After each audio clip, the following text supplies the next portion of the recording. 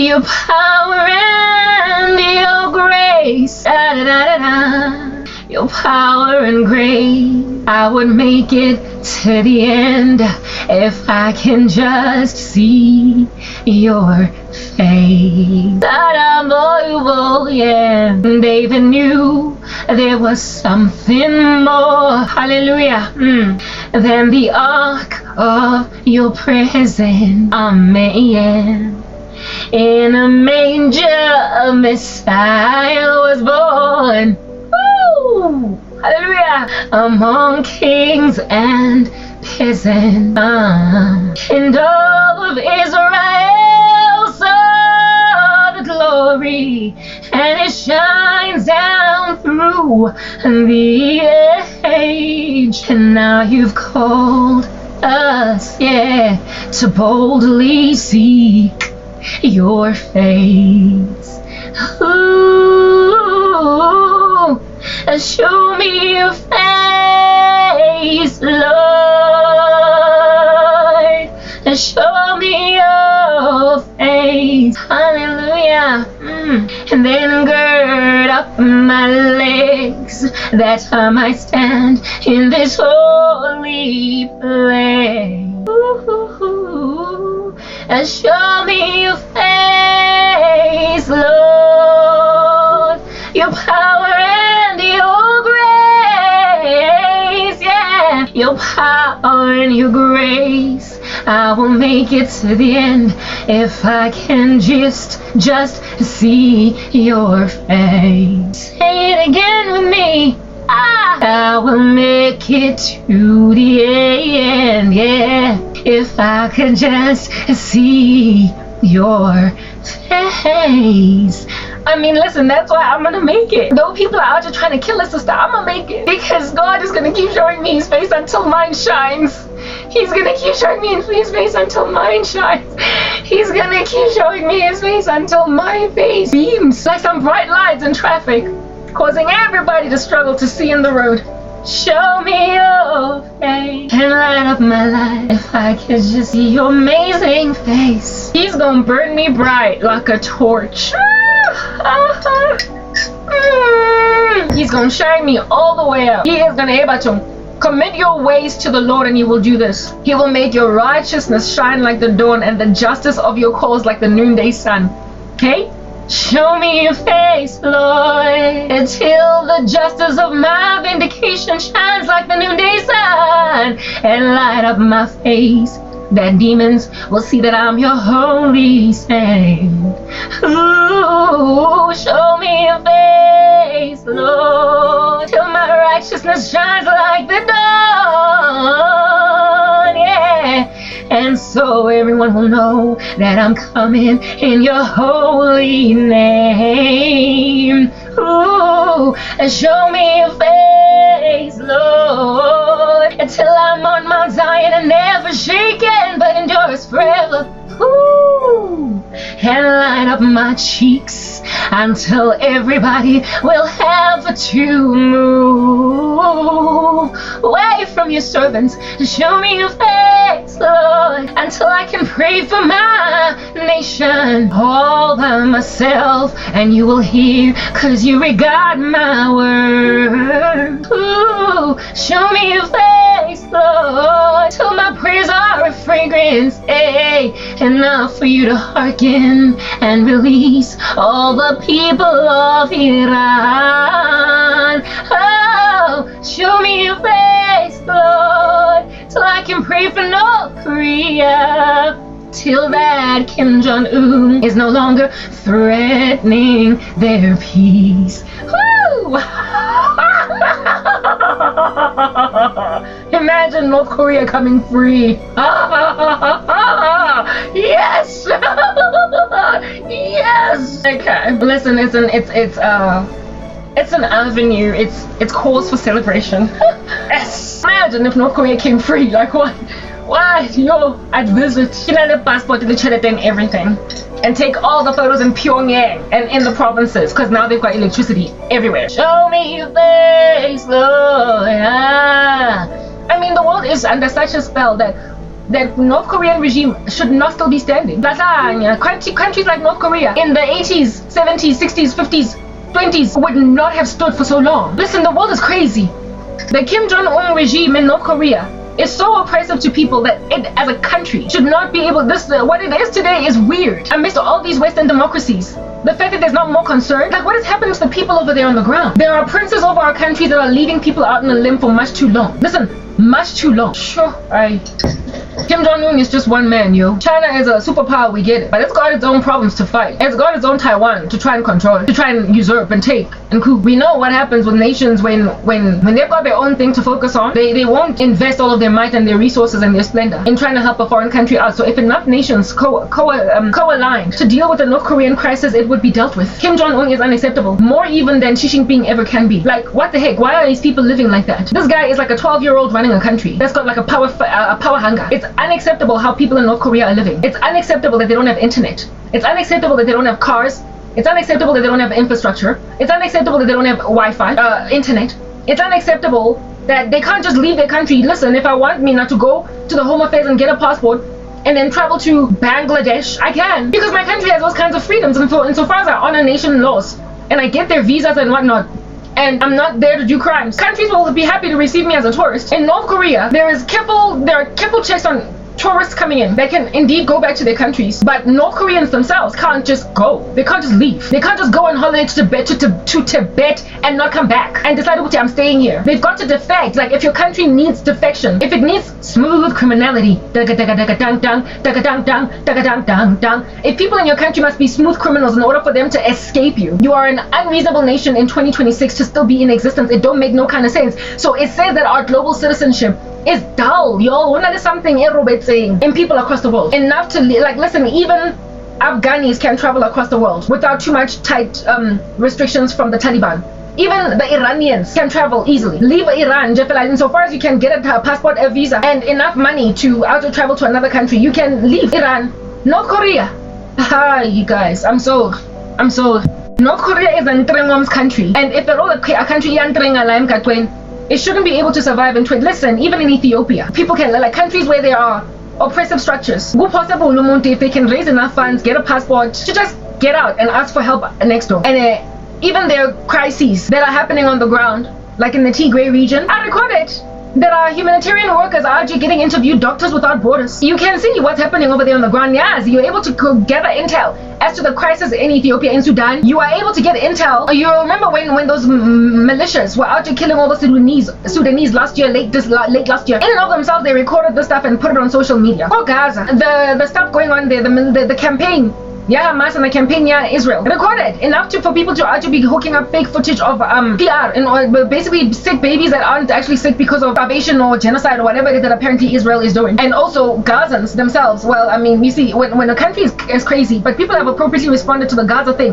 Why? Because of the fact that if it has to do with Israel, you will give it all of your attention. You'll give it all of your Wi-Fi power. So they were focused on giving Israel a bad name, and that's why there was so much footage, coverage of what's happening in Gaza, except not the real truth was being covered. You will remember how Hamas, during the campaign over there by Israel, was literally trying to block Palestinians from moving from one place to the next as a result of Israel's warnings, so they could maximize the impact of human casualties on the ground, so as to make Israel look like they're actually just bombing Gazian babies, actually bombing Gazian women, actually bombing Gazian youth. Ingati, Israel just indiscriminately. But you know that Israel is the most humane force on earth, enough for them to not only feed the people, the civilians in the war zone that they're actually campaigning against, but they also let them know in advance what their tactic, their military strategy is, before they shoot at a place, before they land a missile at a place. But Angela, flee from this place, you've got this much time. And then they go in and they strike. And Hamas was the one that was actually preventing the Palestinians from moving from one place to the next, so they could indeed increase the number of casualties on the ground when Israel finally does strike. That lackluster, gnarly, monstrous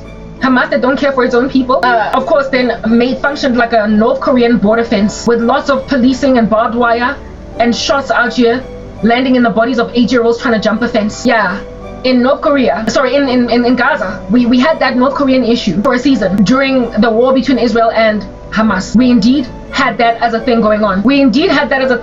But before Hamas out here rammed into the kibbutz and the music festival like an unruly driver into a whole bunch drinking and driving of kids walking back from school. When Hamas rammed into the kibbutz and the music festival that way, before they did that, people in Gaza could travel freely, go to America, go even to Israel. They were even able to just go hop over next door.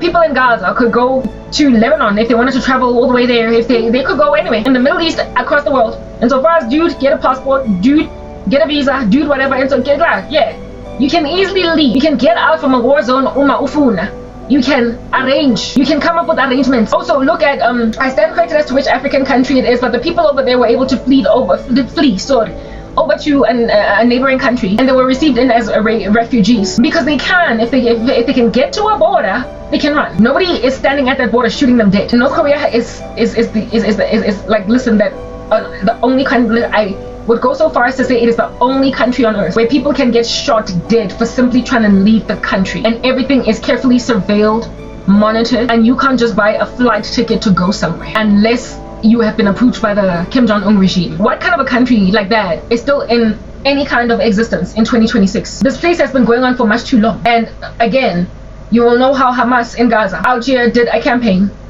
to kill their own people as a show of strength. This is what happens to defectors. This is what happens to bad girls and bad boys in Gaza. We will execute you in public. But what did they do with those public executions? They literally shared them with everybody. To teach them a lesson. North Korea is so gnarly, so monstrous, that when they're busy out here executing people, they don't do it publicly. They don't record it. They don't show the world what they're doing. They insist on hiding how abusive they are to people on the ground. Lots and lots of people are just passing away. No due process, no courts, nothing. No justice. You can just get killed and everybody walks scot-free. If there are prisons, they're there to arrest anybody that is out just speaking smack against Kim Jong-un. It's problematic. That country is a disaster zone that people need to invade. They have broken international laws enough for them to not need to have poked anybody's nostril until blood came out. They need to be invaded the way that Vladimir Putin did in the Ukraine and just decided to go and take it, but like proper, only because the guy thinks he's Napoleon Bonaparte. Yeah, North Korea needs to be invaded the very same way that Putin invaded the Ukraine. Nobody asked you, nobody cares. Everybody around the world disagreed. They said Ukraine is a sovereign land. You don't just get to rock up and take a sovereign country. Like right now, this board of peace, Donald Trump, that he's out here trying to hook up with the United Nations. Apparently Russia is a part of it, and there are some countries that are out here at odds with the fact that Russia wants to join because of their campaign there in the Ukraine. And I agree, because like what in the world? And again, listen, herein lies the every so often insane and Christian persecuting, but nonetheless you don't know whether you like him, whether you like it or you don't like him. Volodymyr Zelensky out here being among one of the Western leaders to say, why aren't you guys focusing? Maybe it's because his own country is being ravaged right now. Why aren't you looking at what's going on in Iran? Listen, I'm not a fan of Zelensky. Every so often he says weird smack, but whether or not you like a foreign leader is irrelevant. If at all there was just whole-scale unnecessary abuse of his own people, of that country, it's problematic. And what Russia did to the Ukraine is messed up. I'm all about, like, listen, I feel as if though even Trump's attempt to try and foster peace where Putin gets some land is, I'm like, yeah, you don't just get to rock up and take my shirt and leave with it without me giving you permission. So there's no fostering peace over here. It doesn't make any sense to try and foster peace. It's like trying to negotiate with the Iranian regime or foster a diplomatic agreement. Listen, these people have been butchering people on the day when his militants decided to go and shoot Iranian children and then put them in body bags before they die. That's when diplomacy failed. So you can't reach a diplomatic solution. When people are doing that, when they're massacring 46,000 people and counting, we don't know what the real number is, there's no diplomacy over there. And especially if you've been doing this, listen, how many people, this is only just now in this revolution, but how many Iranians in total, ever since 1976 or whatever, has Khamenei put in the ground? How many? Listen, too many to count. I can't even begin to fathom if the guy doesn't give his life to Jesus Christ. What in the world the Lord is going to say of him? It's like Hitler. Like, I literally can't fathom so many people on your head that you're going to have to account for in eternity. Like, where do we even begin to, like, open your rap sheet? When do we even begin to open the book that pertains to your life? Khamenei has got all that blood on his hands. Just like Mpinchakhe Raisi, just like Mpinchakhe Nasrallah, that went Wako Lebanon. Just like, Bonke Njefela Gazi, Yaya Sinwa, Wako Hamas. Le Mohammed, they have to account to God for all that blood they shed. All that blood. Can't even begin to fathom it. Now, when people are like that, there's no reaching a diplomatic solution, so they need to essentially be invaded and uprooted. So what Vladimir Putin did in the Ukraine was wrong because he just felt entitled to a sovereign country that was a democracy doing its own thing, albeit being corrupt. Ukrainians could travel freely, come and go. International students could go and study there. There were South Africans out just studying in the universities, etc. It was a free country, trade, commerce, capital. You get my point. Nearly a healthy country. And then Putin was like pew, pew, pew one day. That's problematic. But if Zelensky, for instance, was like Khamenei, if Zelensky was like Kim Jong-un, and Putin was all concerned about democracy, like indeed he was in the days of apartheid in helping South Africa, always listen to this. Putin in the days of apartheid, if Putin was diplomatic in helping South Africa like he did in the days of apartheid, in going after Zelensky, and setting the Ukraine free from, Putin claims it was anti-Semitism or whatever, but we all know that the dude just out here is trying to create the old USSR, the old Russia, the big fat chunky take all of Europe country. That's why NATO even exists, because Russia is into just random coups, okay? Yeah, because like I said, the dude thoroughly thinks that he is Bonaparte. We are conquering. There's no more conquering. At least at last time we checked, people are to be bringing back old beasts. Yeah. Bona out here, Inca, Ukraine is like this. You understand what I'm saying? And the whole world could do nothing but say, but why are you doing that thing? And then give them weapons, give Ukraine weapons, help them along, stand on or have their back. Say you with them in the United Nations. Little support that the Ukraine and Jeffela with all your steam and beef, and also grab your own national resources and fund the Ukraine. The Biden regime funded campaign, a retaliatory campaign. Yeah, the Ukraine to a point where I guess the conservatives and even Donald Trump was against. But because Putin is just such a gnarly beast, even Trump got to a point where he was now supporting and standing with the Ukraine. Because when a person is wrong, they're wrong. Trump got on board with supporting the Ukraine mission to deal with Russia. Do you understand what I'm saying? Yeah. On this facts Putin. Mara, nonetheless, is he still not out there bombing, taking? Is he still not busy? He is. Only one country against the world. Listen, it's Putin against the world. Of course, him and his random friends here and there. Timo support Russia, Iran, but only because Iran Algeria afforded them some militants in order to deal with Ukraine at some point. So Putin is like, I'll scratch your back, I'll scratch your back since you scratched mine. But I can't scratch yours too much because after all, Khamenei, am I not right now busy here in a campaign against the Ukraine?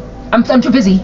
I'm too busy to truly help you with the fact that Trump wants to destroy your regime. So I'll just give you a small little hand of help, but really I can't do much. It's not Russia that's actually trying to help. It is Russia actually standing in the, no, it's not Russia, it's China. China's the one that's trying to help. I stand corrected. China is the one that's trying to help Iran basically survive extinction. Mara, there will always be crazy countries that stand with crazy structures. Mara, if you think about the country that is out there trying to help Iran maintain its nasty, is it not in and of itself persecuting Christians? And is it not in and of itself deporting defectors from North Korea when they land in Beijing? China deports North Korean defectors back to North Korea.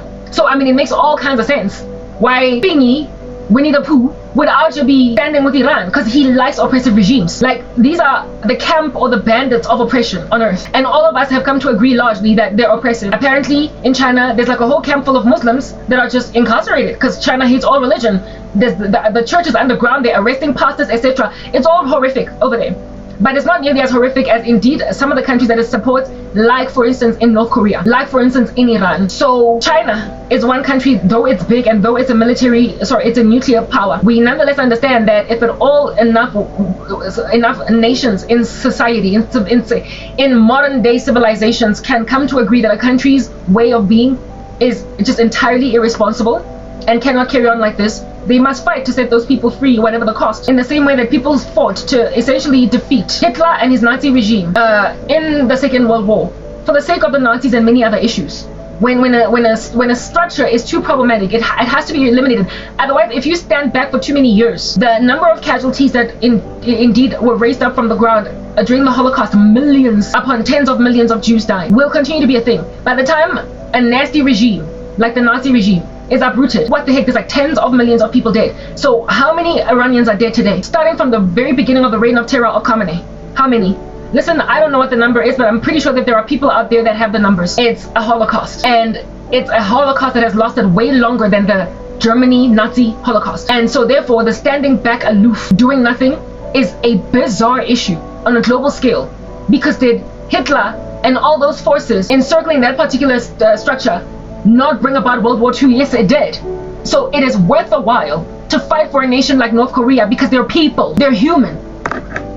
It's worth the while to fight for a nation like North Korea, even if it means butting heads with China, that is aware that mutually assured destruction is likely not the best option out here in these streets. So whether or not the world goes to war with China ceases to be relevant, because Xi Jinping is unlikely going to unleash his nuclear weapons unless he wants to destroy the world. So he will have to fight with regular guns. He will have to fight with regular shelling. But if at all it's a whole chunk of Western civilizations, or just civilizations across the world at all, that are willing to come in concert against China, saying, listen, stand back or we will all come at you. Because right now we are freeing North Korea. You either stand back and do nothing and let this guy fall, or if you want to fight for him in the interest of maintaining an oppressive regime, we're willing to go and shoot you, pew, pew, pew, pew. And I'm willing to take a bet, Xi Jinping, that you're not going to nuke any of our countries, because ain't nobody out here going to release the first nuke. And nobody here is going to be willing to do that. Do you understand? Even Kim Jong-un with these ballistic missiles with nuclear warhead capabilities. How is North Korea a nuclear power when it is so poor generally? Listen, look at Iran out here struggling to be a nuclear state, yet it has, I would imagine, more money than North Korea. Why wouldn't it have more money than North Korea? Because it has trade, commerce, industry, education, etc. That's what drives an economy. So I would imagine that Iran is wealthier than North Korea, and yet it's struggling to become a nuclear state. So how did North Korea become a nuclear power? Like that, you don't have electricity, you don't have infrastructure. You're investing all of your money in military power so that you can always just keep people worshiping you as king. You are a despot and a monarch that must be brought low. And nations across the world have to essentially all come at North Korea and tell China, if you decide to intervene, we're going to fight you too. Because the people over there can't live like this. People in North Korea cannot live like this. But the powers are not coming to set people free from Holocaust in 2026. In 2025, 4, 3, 2, 1. Your time is up. Ain't nobody out to come in and rescue people from tyrannies that historically in history we got rescued from. Slavery ended because people across the world boycotted crazy structures. Systematic oppression in my country ended because there was boycott across the world. In modern society, we are leaving terroristic regimes that have made people's lives impossible to live, thrive, when there are Western democracies that have popped up all across the world with enough wealth, might, military power, arsenal, and essentially bargaining power to tell a country that is powerful like China, sit down and let us finish this Kim Jong-un thing and set the North Koreans free. Go in there, occupy the land for the season of time that it is being built, infrastructure, and the North Koreans are being trained up in normal life so they can learn to live like what it is that South Koreans are living in Seoul, with robots, lights, internet, etc. There will be an occupying force from those that set the people free in order to build for a season. And then once the country is built, hand over the nation to a democratically elected president and endure Kim Jong-un through a tribunal, whatever he must go through, or just kill him if at all he won't back down or whatever. But the structure has to be uprooted.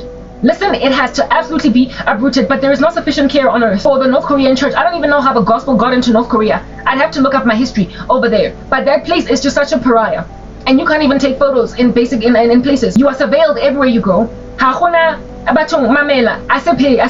why, if at all North Koreans are punished, that are wealthy, that are part of the elite, and then they're taken to the provinces, that's why they die. Because the life in the provinces is just so backward. It's like, listen, there's nothing going on over there. Enough for them to pass away, unable to do anything else. Like, listen, you know, when a person falls from wealth, when a person loses money, and then it's like they're poor, when before they used to live in Santon. I know you can still grind the cars, you can still, make connections here and there. You're nabantu uzame gym, things though you are a whole tender from you can still try to see if you can, push a passion. Having been made to fall from a haughty, dizzy height, having been made to fall from a dizzy height as an elite in South Africa. I know you can make ends meet also because I call Wi-Fi and the like I said, do you understand? Norma is not exactly contracts to build townhouses like I used to. Now I will build Mayo. At least I can push a passion and I can still hang out nabantu that speak the same language as me. The life I come from, though they do not experience it because they are interconnected enough with citizens in the land, all of it, to know that elites and the wealthy live a certain way, enough for me to be able to relate now. He can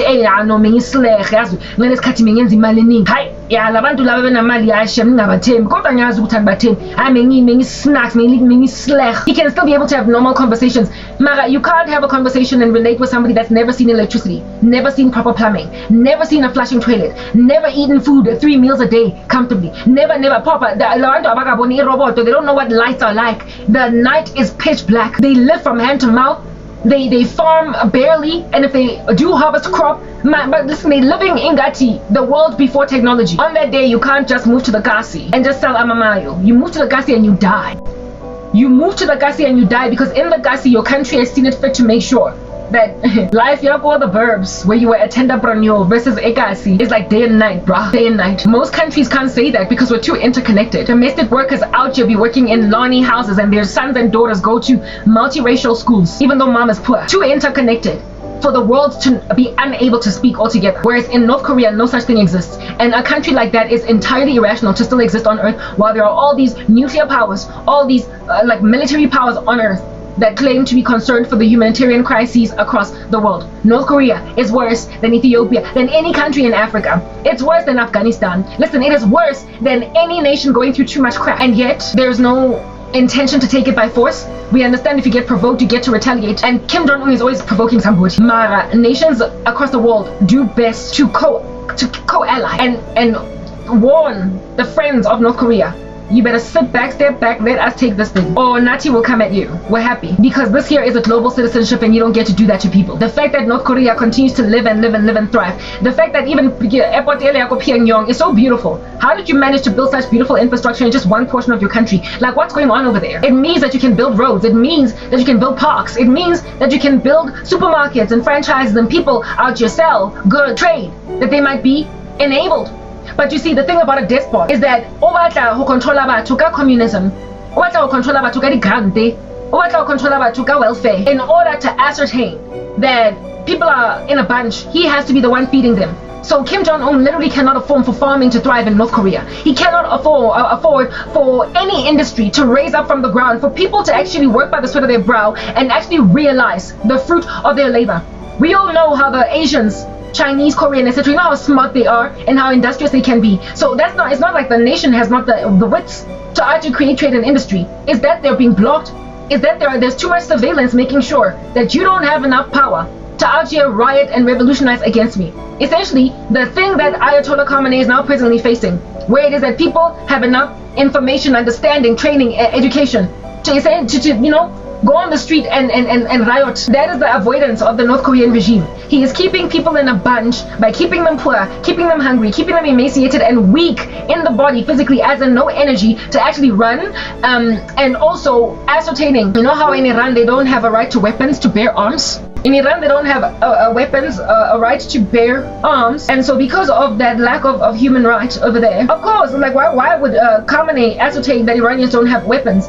Because whereas we rubbish snacks, a hard-knock despot essentially would look with grand respect and look up to, essentially role model Kim Jong-un, because you have succeeded to maintain a despotic regime where people don't even fight too much because you've made them weak from malnutrition. He refuses for the thriving of industry except for within a certain hub in his country. Only those that he can closely monitor, closely control, thrive. That country is unsustainable. In its present state, it's unsustainable. And yet look at it be a going concern. Nations across this world should ally against North Korea and just take it. There be a globally agreed pact to occupy North Korea, because there will always be moles, there will always be crazy people that will always stay loyal to a despot. So it must be occupied for a season, surveilled by Western democracies or any other democracies as an co-allied, not just one country, so as to eliminate the threat of more despots coming on board, to basically facilitate over 10 or 15 years, maybe even 20, the building of schools, the building of education, the building of infrastructure, the building of this and that, until North Korean citizens are fat, plump, chubby, kids are running in parks, playing, people have freedoms, the church is able to build churches, get out from underground, and then one day hand the baton over to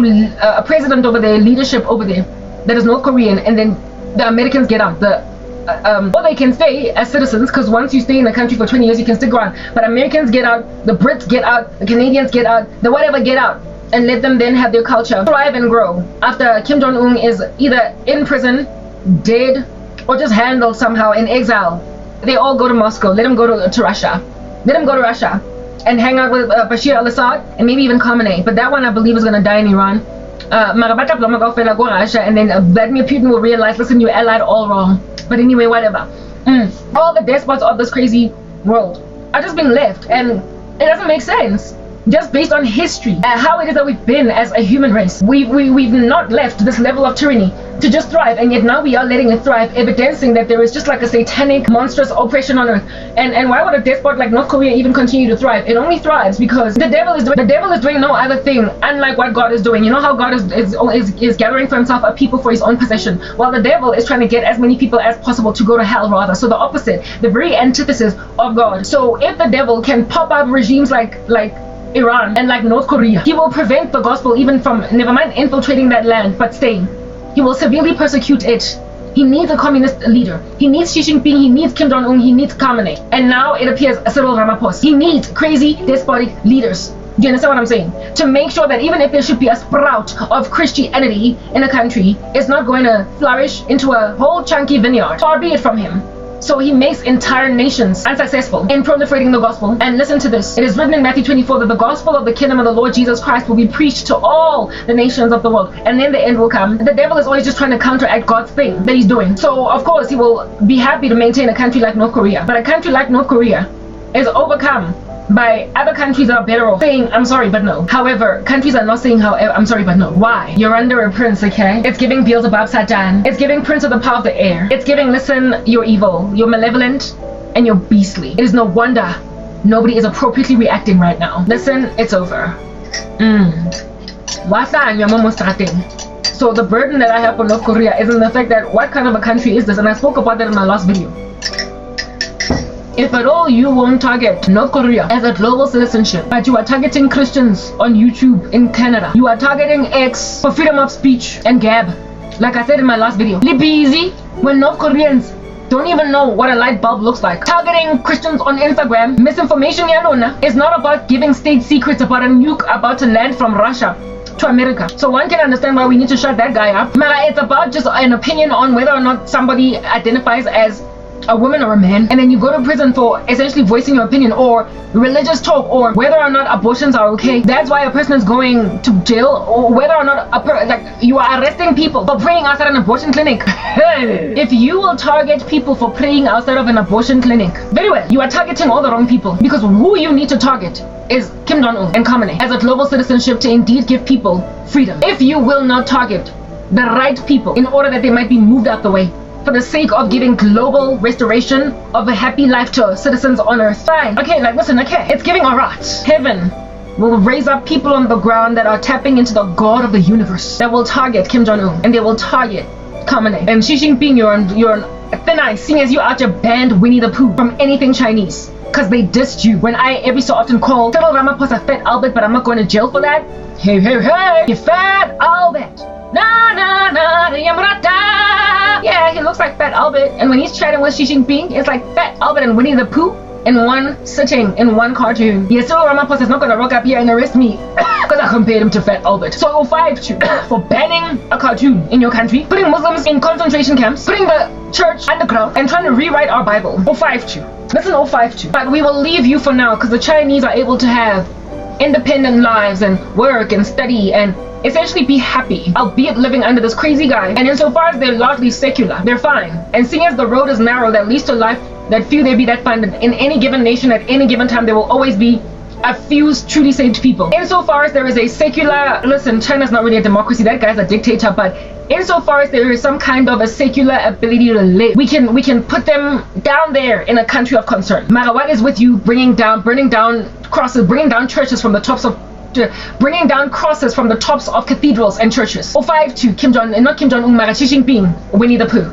052 Mara Kim Jong-un, not Kim Jong-un, yeah, Kim Jong-un is not 52. The dude is a slap bang on the 12th hour. He's arrived at entirely unacceptable. Kim Jong-un 052. The Taliban in Afghanistan is 32. Ayatollah Khamenei is 1-2. Kim Jong-un is there at the top.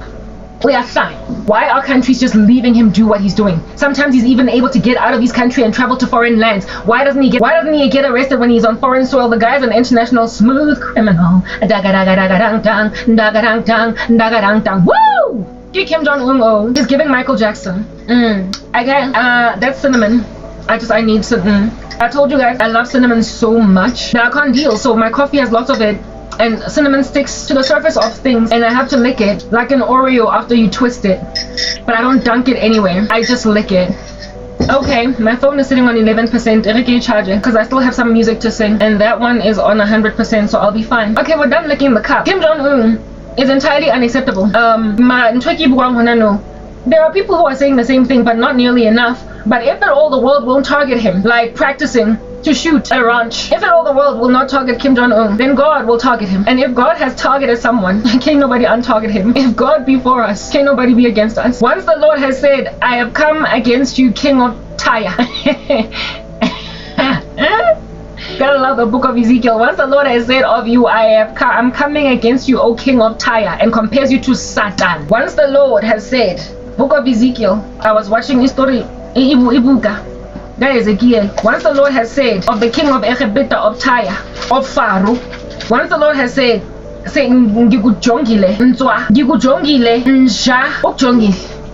if at all God has this to say about Kim Jong-un, the guy's not gonna get out from the grasp of the Lord. And the heart that I have for North Korea, it makes me feel like he's the king of Tyre, except without even all that wealth. It makes me feeling that he is like Oh God, umjongile ucanga ukuthi azomuvwa kodwa uzomuvwa uzosuka endleleni lenja izosuka.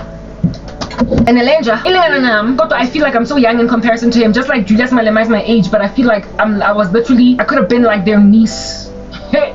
Evil will make you old. Kim Jong-un and Julius Malema were born on the same year as me, 1984. I think Julius Malema was born in 83. Long story short. Man, purity, dog. There's no help. Julius Malema, Kim Jong-un, because that guy's like super crazy, right? Julius Malema aspires for a communistic country, and is Kim Jong-un not the be-all and end-all of most baddest communist in the game? Ooh, yeah, that makes sure that no one gets no money, nothing. So if Julius Malema lived in a country like North Korea, you know how the statement is true that absolute power corrupt absolutely.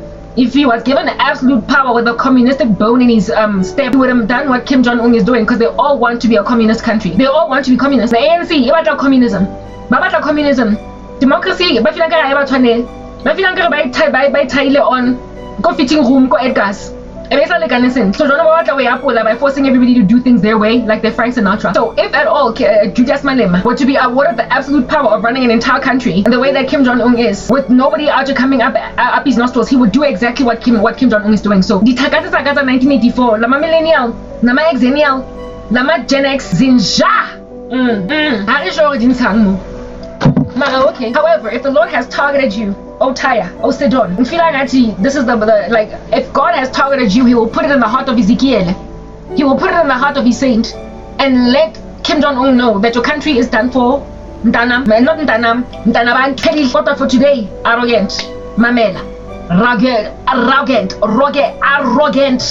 Prophecy against the prince of Tyre. Oyen was the prince of Tyre. Like the fall of Satan, the archangel, the king, the cherub. The Lord compares the fall of the prince of Tyre to the fall of Satan. And if all the Lord compares the fall of Njayana Ena, you might think that you're not going anywhere, Maramamela, or chief, that you're gonna scoot, you're gonna shuffle left, and everybody is like, I'll just shuffling left.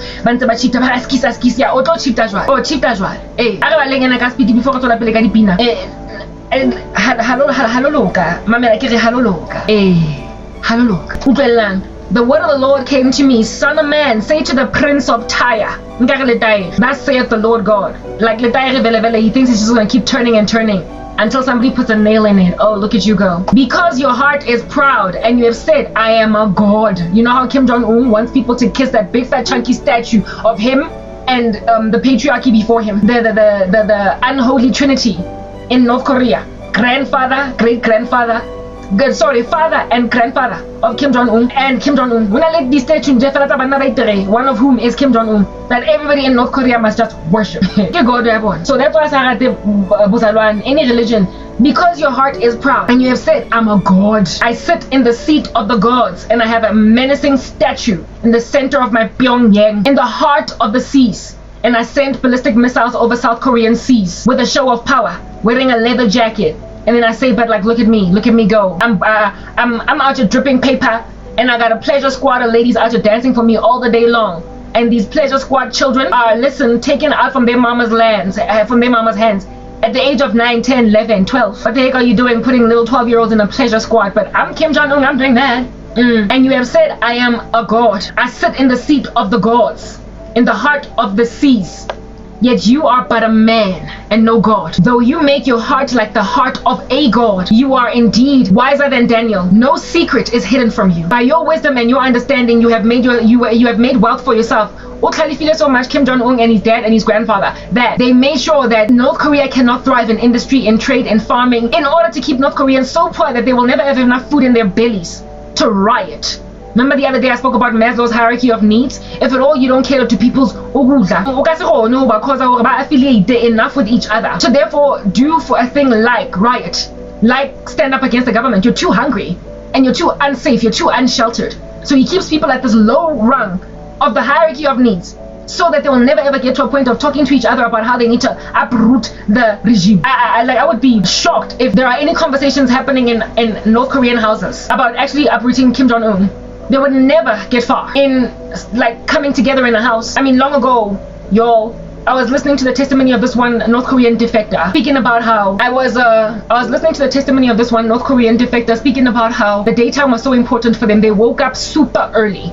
The thing that you experience when you're chilling in a country like South Korea, where you can afford to sleep until 9, 10, because you're sleeping in a Saturday weekend, the boss. So you can afford to stay in bed even until midday. Because as soon as 5:30, 6 p.m. comes, 7, you're gonna just switch on a light and there's gonna be TV going and you can go to bed at 2, 3 a.m. watching TV. Yeah, well in North Korea, these people rely so much on daylight because they have no electricity. And thanks to there being no electrical infrastructure, even in the provinces, even in the streets, there are no streets, even in the villages, there's no electrical infrastructure, street lamps essentially, enough to illuminate a neighborhood so as to basically keep people out even at 7 p.m., 10, 7, 8, 9, you know how in the Gasi, after the lights have gone off, as in the natural light, after the sunlight has gone down, there's still all these teenagers busy with kids are still riding bicycles just when the sun is setting until their parents are like, hey, we're not type setup thing. Yeah, we used to get out here made to bath Nyankani by my grandmother. Because we were always just rolling around in the grass all day long.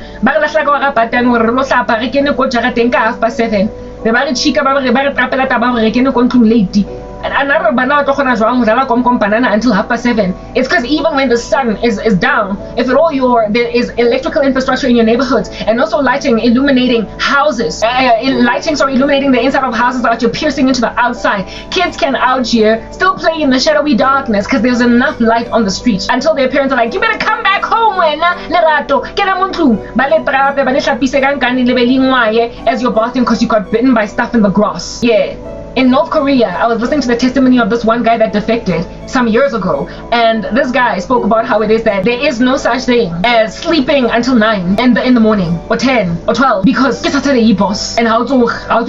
because every daylight hour is like energy, it's like fuel. It's like if you've seen that movie Time Out, the one starring Justin Timberlake, they run on currency yanako, and if at all they run out of time, they die. And in North Korea, their lives are just like that. They operate in daylight hours, the opposite of vampires. So batsoka very early, as soon as the smallest little sliver of sun comes out, they must wake up. And this chick was speaking about how it is that she would wake.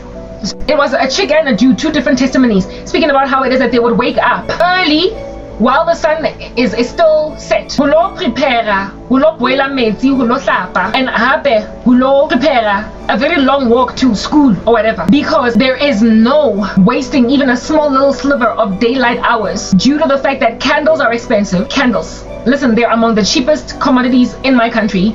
Load shedding is able to be as successful as it is out here perching yourself like a birdie on a rooftop because the get said cheap. Candles are too expensive because there's nobody actually making any kind of money, right? And so therefore you can't just burn a candle or a bunch of candles for several hours because you're not ready to sleep. So they would wake up really early and operate with the last little remnants of a candle just for hlapa, so that when the sun starts to rise, they start to prepare for things like whatever it is that they do during the day, because nobody can be outside, one, because of heavy policing, but also secondly because have you ever traveled to Cape Town at night, the garden route, where they are in a patch of road where there is no street lamps, or just gone to the plazas where akuna electrical infrastructure on the street, you will never experience that kind of darkness. Like, you are spoiled when you live in Johannesburg. You are spoiled when you live in the city because you don't know what dark is. And you experience it to a certain extent when there's load shedding. It's so black outside. It is so dark that it almost feels like the darkness can eat you. Yeah, well, in North Korea, like, listen, a vast expanse to a point where when you take your hand out, at a distance, unless you're wearing bling like Crank. Nakona bling thing, it reflects off light surfaces, so only if there is a candle lit. So being in the street, you won't even know habana di phone to use torch ya ho lighter. Number 7 so you have to go home when you can still see where even you live. You have to be inside the house before you can't even find your way home, because ain't nobody out there walking around after curfew first and foremost, and ain't nobody out to be burning them on a loop.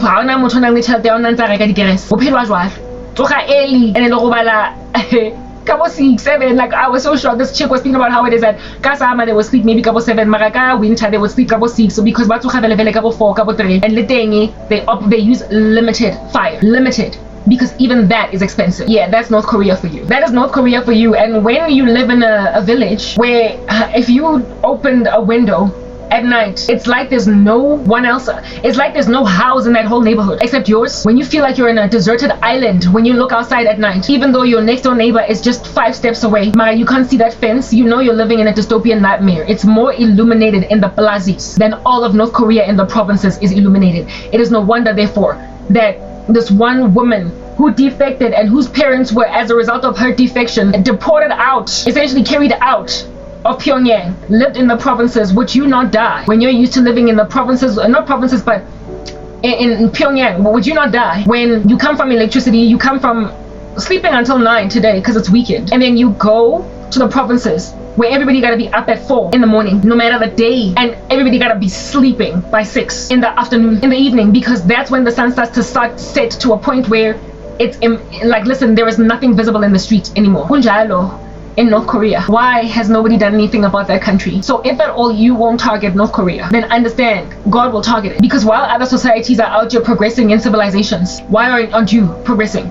Why are you happy when I gave innovation to the human race? Why are you happy to conceal my people from the advancements of technology? They're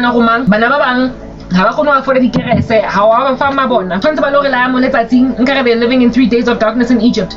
They're not judged as I judged Egypt, and yet you have judged them with 3 days of darkness, with a lifetime of darkness. Hade, Ungi, you're like the king of Tyre, because your heart is proud and you have said, I am a god. I sit in the seat of the gods, in the heart of seas. Yet you are but a man and no god. Though you make your heart like the heart of a god, you are indeed wiser than Daniel. No secret is hidden from you. By your wisdom and your understanding, you have made wealth for yourself by making sure that North Koreans out here can only light a third of a candle. Nah, a third is a lot. Maybe a third, yeah. A third of a candle per day, and wake up at ridiculous hours and also sleep at ridiculous hours. You have made sure that nations that are awake, you know, the Bible says of the Proverbs 31 woman, her lamp does not go out at night, because she's a hard-working lady that way. You won't even let people have their lamps not go out at night, that they might work hard, that they might get their bread. I told people to work by the sweat of their brow, and you have said to North Koreans,